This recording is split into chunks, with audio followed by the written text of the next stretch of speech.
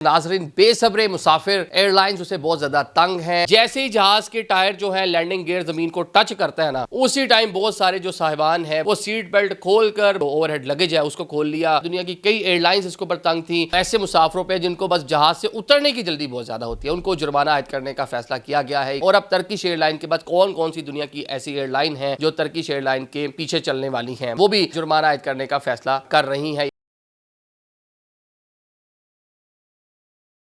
अस्सलाम वालेकुम नाजरीन, मैं हूं आदिल निज़ामी और आप देख रहे हैं मेरा डिजिटल चैनल। नाजरीन बेसब्रे मुसाफिर एयरलाइंस उसे बहुत ज़्यादा तंग हैं। अब एयरलाइन इनिशिएट किया है, जनाब टर्किश एयरलाइन दुनिया की बड़ी एयरलाइन है, उसने ऐसे मुसाफिरों के लिए जो बोर्डिंग के दौरान या जब बाहर निकलना होता है जहाज़ से लैंडिंग के बाद ख़ास से बेसब्रे होते हैं, जिनको बहुत ज़्यादा जल्दी होती है। फ़िलहाल जो फोकस है वो ऐसे मुसाफिरों पे जिनको बस जहाज़ से उतरने की जल्दी बहुत ज़्यादा होती है, उनको जुर्माना आयद करने का फ़ैसला किया गया है। क्या मुआजरा है, इस हवाले से कवानीन क्या है, और अब टर्किश एयरलाइन के बाद कौन कौन सी दुनिया की ऐसी एयरलाइन हैं जो टर्किश एयरलाइन के मतलब पीछे चलने वाली हैं, मतलब वो भी जुर्माना आयद करने का फ़ैसला कर रही हैं या इस हवाले से प्लानिंग कर रही हैं। जनाब आपने देखा होगा, शुरू कर लेते हैं इसको जनाब कि जब आप बोर्डिंग करते हैं तो बहुत सारे लोग बेसब्रे होते हैं, जाके बिल्कुल डेस्क के पास खड़े हो जाएंगे इस चक्कर में कि बस ऐसे ही बस शायद हमें जो सीट अलॉट हुई है हम उसको आगे पीछे कर लेंगे, या हम जल्दी बैठ जाएंगे तो जहाज़ जल्दी फ्लाई कर जाएगा।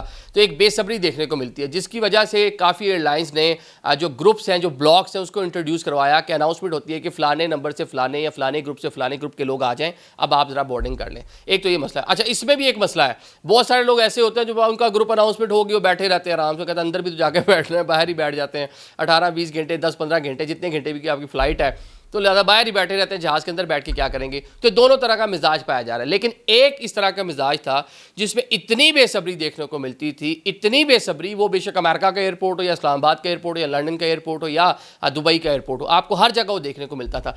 जैसे ही जहाज़ के टायर जो है लैंडिंग गियर ज़मीन को टच करता है ना, उसी टाइम बहुत सारे जो साहिबान हैं, बहुत सारे लोग, जो बहुत सारे पैसेंजर हैं, वो सीट बेल्ट खोल कर बस जहाज़ की स्पीड हल्की सी हुई कम और जनाब वो खड़े हो गए। उन्होंने ऊपर लगेज, जो ओवरहेड लगेज है, उसको खोल लिया और उसमें से अपना सामान वगैरह निकालना शुरू कर देना है। एयर होस्टेस बेचारी, उन्होंने खुद सीट बेल्ट पहन रखा होता है, उन्होंने खुद SOPs जो है उसको पूरा करना होता है, कोई उनके सुनता ही नहीं है।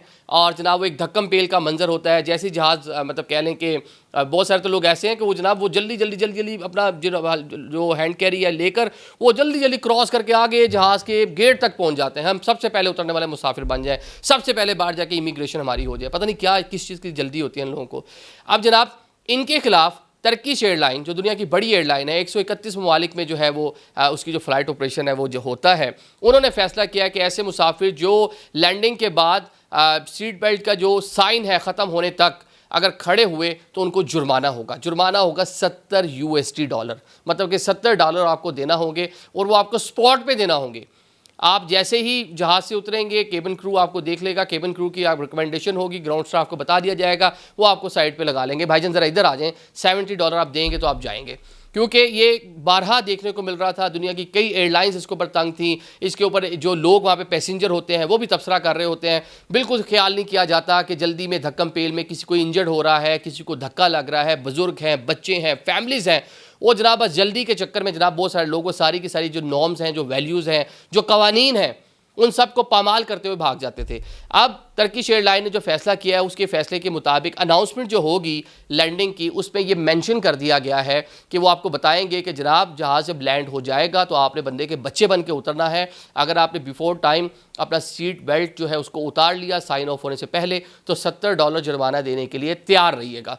अब ये तो जनाब हो गया टर्किश एयरलाइन का। इसको देखा देखी जो है दुनिया की कई एयरलाइंस, उसमें एमिरेट्स भी है, उनमें कतर भी है, इत्तेहाद भी है, वो भी इसके ऊपर काम करने का उन्होंने फैसला किया है कि जनाब चलें, टर्किश एयरलाइन ने अच्छा इनिशिएटिव लिया है, हम भी उसके पीछे चलते हैं। क्योंकि ये मसला हर एयरलाइन में आपको देखने को मिल रहा है। हर जहाज़ जैसे जहाँ पे उतरता है, केबिन क्रू जो एयर होस्टेस होती हैं, उनको बड़ा मुश्किलात का सामना करना पड़ता है, लोग उनसे मिसबिहेव करना शुरू कर देते हैं इसी जल्दी के चक्कर में। अब इसके अंदर एक और चीज़ भी हो सकती है, जिस तरह मैंने बताया कि बोर्डिंग के टाइम पर जो ग्रुप्स हैं, जो ब्लॉक्स हैं, वो अनाउंस किए जाते हैं कि फ़लाना फ़लाना फ़लाना। जहाज़ के अंदर भी पार्टीशन होती है, जो बड़े जहाज़ हैं, तो उस पार्टीशन को मेरे ख्याल से बंद कर देना चाहिए। वैसे भी लोग उसको क्रॉस अमूमन कर नहीं सकते, लेकिन जो ब्लॉक है उस ब्लॉक के अंदर इतनी ज़्यादा मैस क्रिएट कर देते हैं, तो उधर भी मेरे ख्याल से कि ब्लॉक वाइज ही उतारना चाहिए। जो लोग पीछे से जो क्रॉस करके आए उसको तो बिल्कुल ही जो जुर्माना है वो होना चाहिए, क्योंकि आलमी कवानीन इसके बारे में ये कहते हैं कि जब तक जहाज़ टैक्सी करने के बाद ब्रिज के साथ आकर लग नहीं जाता, उसके गेट ओपन नहीं हो जाते, तब तक जितने पैसेंजर्स जहाज़ के अंदर मौजूद हैं